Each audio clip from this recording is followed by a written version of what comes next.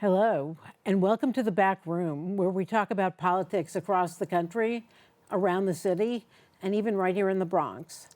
I'm your host, Lisa Schiffren. I'm a Republican speechwriter. David Eisenbach is not here tonight. Our guest this evening is Sammy Ravelo, who is the president of the Dominican American Republican Club here in New York. Welcome, Sammy. Thank you for having me, Lisa. For me, it's a great honor and pleasure for you. Well, this will be great. So we've had a rough week in America, I think. For the third time in 2 years, Donald Trump has, an assassination attempt has been made on him. This character, Cole Allen, who is a brilliant young man who went to Caltech, which is harder to get into than anything except MIT, came from California with his arms, took the train, ended up in the Washington Hilton Hotel for the White House Correspondents' Dinner, and rushed the Secret Service to get in and take shots at Trump and the administration. This is actually, it's appalling. The Secret Service appears to have done a good job. They kept him from being heard. But living like this is crazy. It's crazy for Trump. It's crazy for the country. This level of political violence is unheard of. Nobody made any attacks on Barack Obama or Bill Clinton. I don't remember the last time a Democrat was the object of an assassin's bullet. What do you think is going on? It's the rhetoric. Well, first of all, Lisa, thank you for having me. For me, it's a pleasure to talk policy and politics. It's my passion. That's why I formed the club. But to go to your question, it's the rhetoric. It's the fact that you see a lot of individuals on the left, and that result to violence when policy doesn't go their way. Perfect example. We turned this country upside down when George Floyd got killed. A perp, what we usually popularly call a perp, a career criminal. Yet, you saw the nonviolence that happened when Charlie Kirk got killed. That is the difference between the left and the right, and the left has to assume the responsibility for their rhetoric. What happens is, and you saw him, brilliant young man who should be in control of his actions. But the rhetoric gets so high, so hot, that even young men like, well, all of them recently. Mr. Cole, but also the one who killed Charlie Kirk, Tyler Robinson, a straight-A student. Correct. The guy who tried to take out Trump in Butler, Pennsylvania, had a 4+ average. Brilliant young men, but what happens is that you show them negative rhetoric so much, and coming from all over the place, that they become radical. No, it's true. I've never in my life heard more references to a president as being Hitler or a fascist or an authoritarian, none of which is true, all of which gets repeated by Democratic congressmen and congresswomen and senators daily. You could name the 5 or so who talk like this the most. It's utterly irresponsible. Lisa, but the problem is okay, the senators, that's their job. They, Republicans are going to attack. It's when it reaches mainstream media. You get it in MS Now, whatever it is that they call. You get it in CNN, you get it in ABC, NBC, CBS. All the mainstream media repeat the talking points of the left. No, that's true. The mainstream media is kind of the... that's an extension of the Democratic Party. So what happens is that this is where they're getting their rhetoric, from all these outlets that actually spew all this nonsense, and then, they start believing it if they get it from so many, No, I think that's true. I think cable TV is a disaster for the left. I think all of those shows that are just filled with angry, half stupid talking heads. That's who's responsible for this. I don't see any possibility that it's going to go away. No. I call the mainstream media the they're the Trump industrial complex. You know, that they make money out of obviously having negative news about Donald Trump. You know, and that's how they're pretty much gonna make their money. No, I mean, this applies even to something like the Iran war, where you may not support it, but the way the media reports on it, it's as if we've lost, when that's the furthest thing from the truth. We'll get to that in a minute. Okay. I don't know. I increasingly fear that that it's hard to imagine getting through the next 2.5 years without Donald Trump being assassinated. Let's put it this way: we have a responsibility as a country. You know, we have a responsibility for those who were there before us, who kept this country together, to keep it together for the next generation. All right. It is the responsibility of the Democratic Party. The problem with the Democratic Party right now is that they've been so radicalized, and anybody knows that's my story. I used to be a Democrat and I left the party. You know, they need to tone it down. You know, I know they believe in their head that that's how you get young voters to the polls, but they need Well, I to think tone they down. also feel this. Yeah. I think many of them are very Absolutely. angry. You repeat it so watch much and- Hakeem Jeffries, who used to seem like a rational man. He's so angry all the time, and he spews this violence constantly. Correct. And he's the leader. Correct. Because they made it to the point that if you want to be a Democrat and your bona fides is how bad and how much you hate Trump. That's the bar, and that's how they measure how much of a Democrat you are. Not in the policies that you pass. No, you would think they'd You come know? out with better policies. They're No. not actually articulating any policies right now coming into the midterms. No, exactly. So this is a problem. So that's why I'm here. You know, that's why I formed my club, because we need to start letting our communities. We need to start voting our interest. You know, not the rhetoric that we're listening, the nice rhetoric that we're listening from the left. You know, we need to start now voting for what's more important in our community and for our kids. You want to tell us a little bit about your club, the Dominican American Republican Club? Yes, we organize at the end of 2025, at the end for the elections, for the end of 2024 for the presidential elections. There was a group of Dominicans and Latinos in general that were not happy with the Democratic Party, the way the Democratic Party, the direction that they were going in. I want to remind everybody, they were letting men compete in women's sports. They were letting men going into women's spaces. They were teaching gender ideology to our kids that some of us didn't approve of. You know, And this was an issue for me, but you think this was an especially serious issue for the Dominicans? of course. Why, of course? Of course, because we believe in family.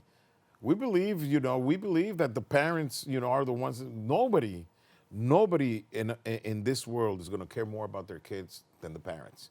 You know, and the problem with the Democratic Party is they want to pass that responsibility onto others. They want to pass. They want to. I don't even think they want to pass it. I think they want to take it. They want to take the power. Well, you say take it. They pass it in the means that they're they're actually to the government. Exactly. They are now putting it into law. You know, a teacher can go and take care of your kid without a parental consent. I mean, in what mind do you think that we believe that? I mean, it's common sense. Yet the Democrats, this is what they push. And you go out to our communities and you tell parents, that you're not 100% in charge of your kid, and they're horrified. They don't know. Well, this is a great thing to organize around. So exactly. So, there's a lot of people that were thinking the same way. The problem is that, open borders. A lot of people think that because you're Latino now, you just want open borders. People come in left and right. And no. A lot of people were losing a lot of their benefits were being cut because, now we have to take care of people that are here and that are not supposed to be here. We see that. And we see through that. Yet they're still telling us we need to vote Democrat. You understand what I'm So saying? you're now, coming out and telling your fellow Dominicans that they need to vote Republican. There's a choice because in any, or at least look at the party that serves your best interest. We'll look at the party of where did you make the most money? When did you feel the most safe in New York City? Let turn around and start thinking about that. The last time you really felt safe in New York City was a Republican mayor called Mayor Giuliani. The last time that you really, really felt that, you had a mayor that's really going to fight for you and going to keep your community safe. That was Giuliani, and we remember that. We remember the way New York was before Giuliani, and now, we have now Democratic officials telling us every single cycle that we need affordability, that we need money, that, and then blaming the Republicans. You guys have been in charge for 12 years. What are you talking about? What are you talking about? So you mentioned earlier that that the Republican Party hasn't been so receptive to your candidates. What's going on? No. We've had a small incident in the Bronx, in which we believe that the Bronx County, they put a challenge to our first candidate, first Dominican, which I hope you have her on, first Dominican to be on the ballot, or was going to be the first Dominican to be on the ballot as a Republican for a state race. We still have hopes. What's her name? Her name is Sherry Olivo. As of the filming, as of today, we still have hopes because the case is going to go on to the Supreme Court. But we believe we're going to get it reinstated. But we're making a lot of progress. We're already running candidates, and that's the progress that we need to start making in our community, because in every community, when you only have one party rule, you know what that's called? That's called fascism. When only one party can dictate what happens, and that's what we live under in New York State right now. I think that's true. The American way is to give people choice, and it's great that you're bringing Dominican Americans into the Republican Party. We're going to go to break. Stick with us. We'll be back in 2 minutes. Thanks a lot.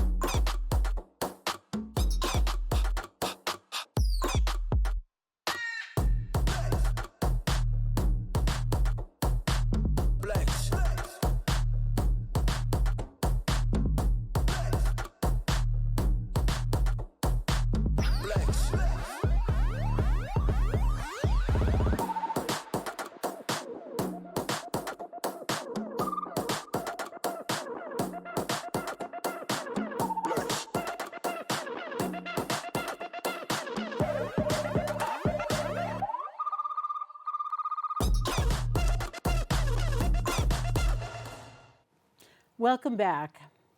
So today, King Charles came to the United States. He visited with Donald Trump and Melania this morning. Trump gave a great speech.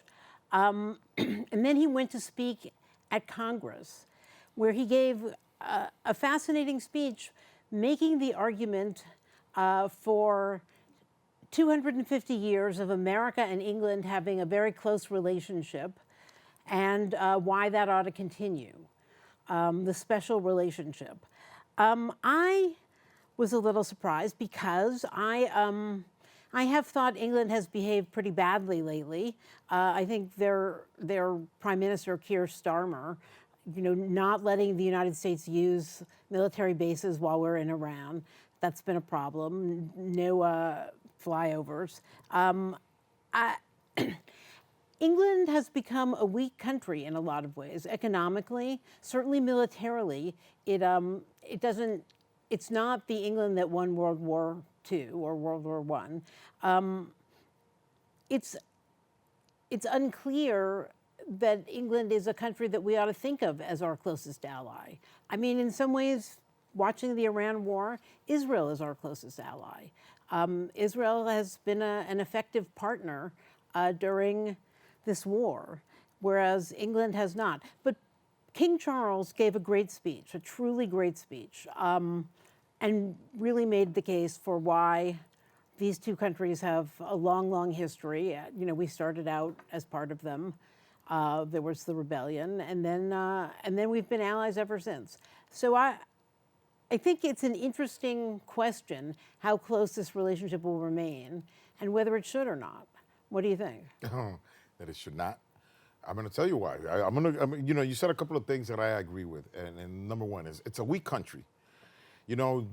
Great Britain is not the country that we were taught about in the history books, where it was this great empire that stretched.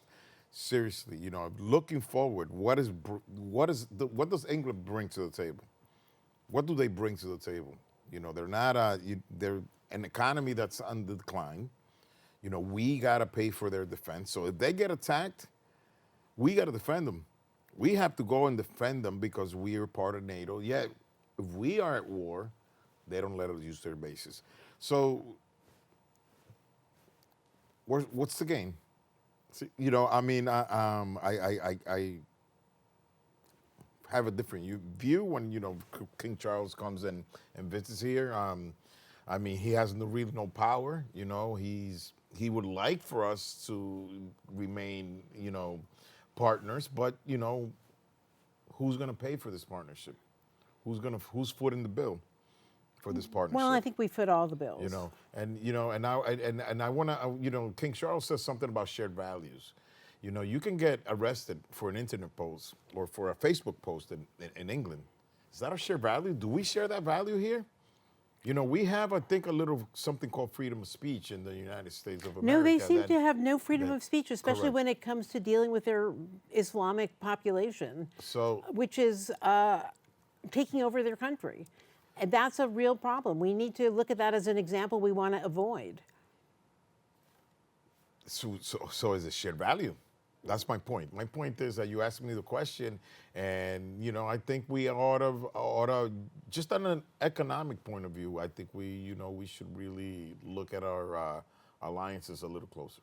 Well, we do need allies, though, and there is this long cultural history. I mean, it is true that Europe has become, and NATO in particular, but all of Europe has become weak in lots of ways. Some of Eastern Europe is a little stronger, but we do need allies, and we need to maintain proper regard for Western civilization, which is our heritage.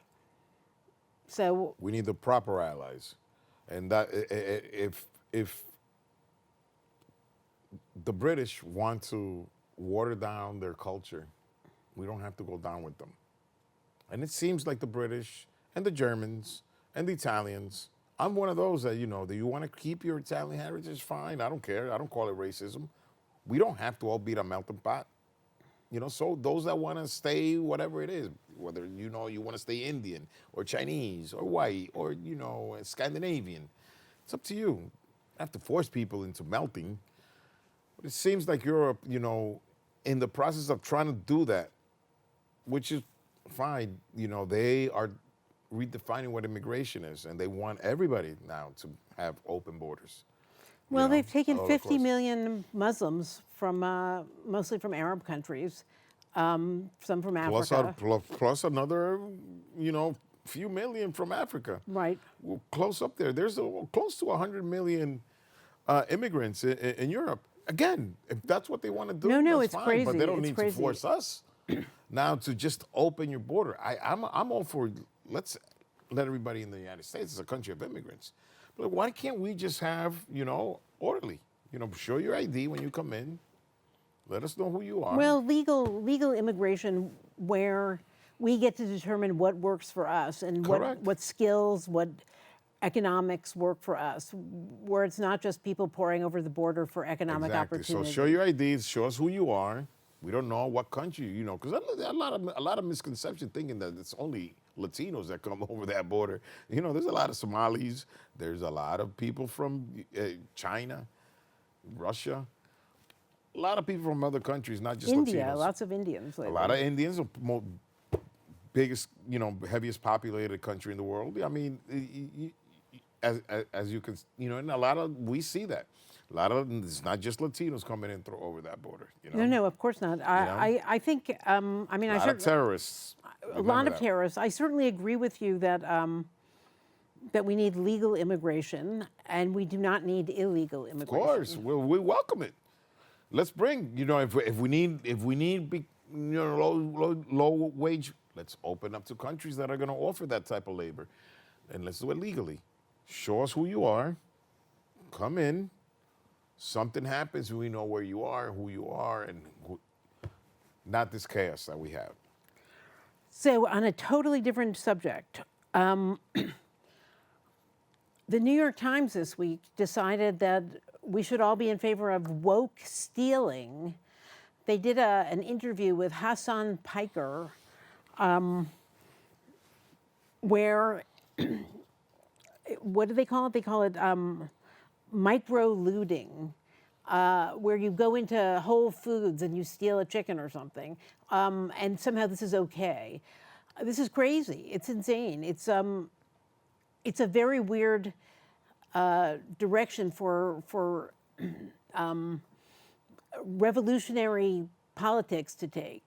Stealing. Yeah, they want to make a statement by somehow stealing from certain chains, and now they're actually trying to streamline it. They're giving it a name, micro looting. Sounds good. It doesn't sound what really is. You're stealing, you're robbing. Right. You're breaking one of the commandments. And this is, like I said, they were trying to normalize, sometimes this type of behavior. That's the only thing I could take out of These this are all article. people with Right. six-figure incomes, except for Hassan Piker, who has a seven-figure income. Yeah. And he thinks it's okay to steal. It's not okay to steal, in his view, from one of Mom Donnie's grocery stores, because that's special. Right.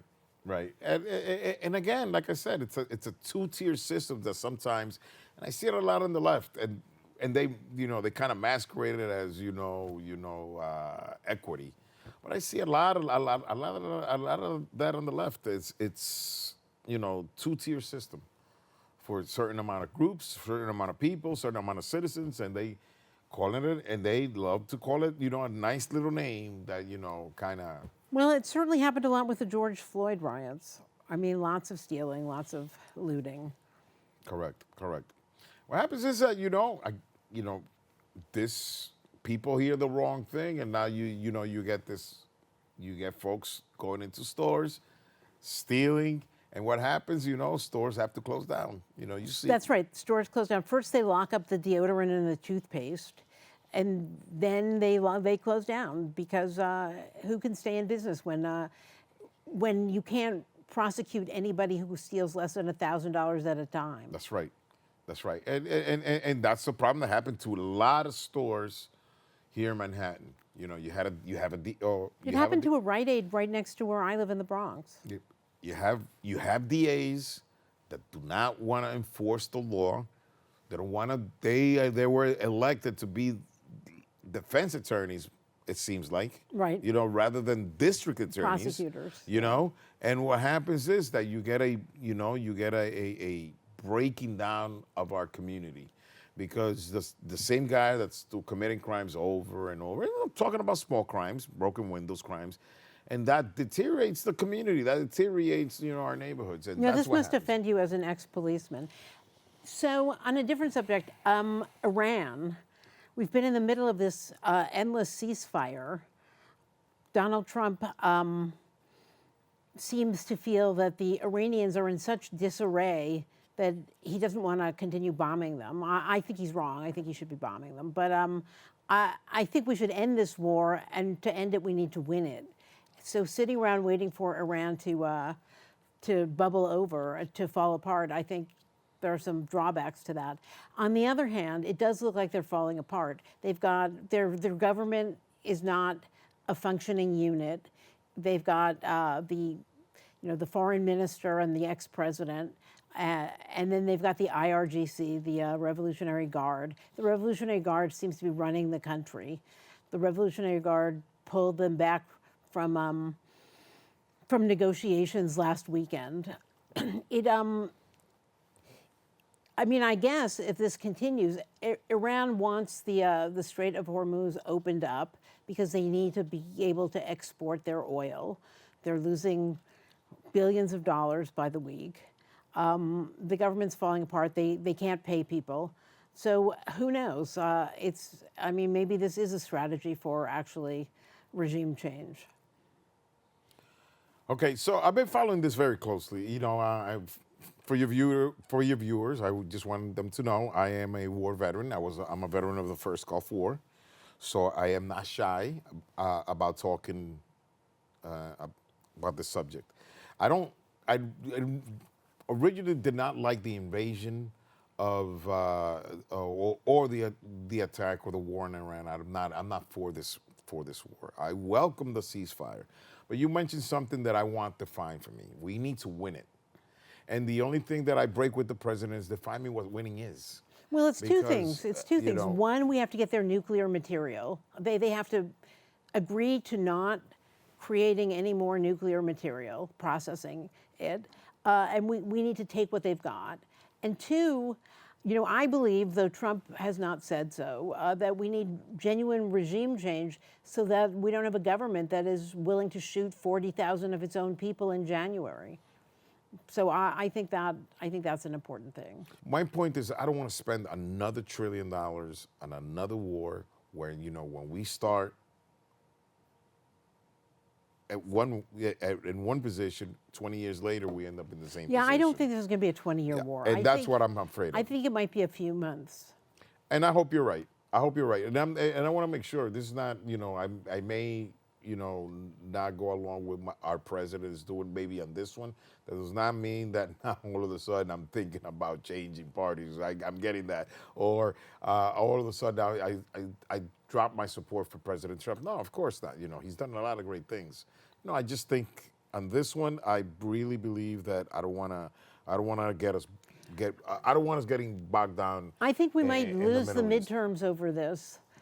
But I think having started it, it's more important that we win than that we get out as fast as we possibly could. Thank you so much for watching tonight. The Back Room will be back in another couple of weeks, and please stick with us. We love to have you.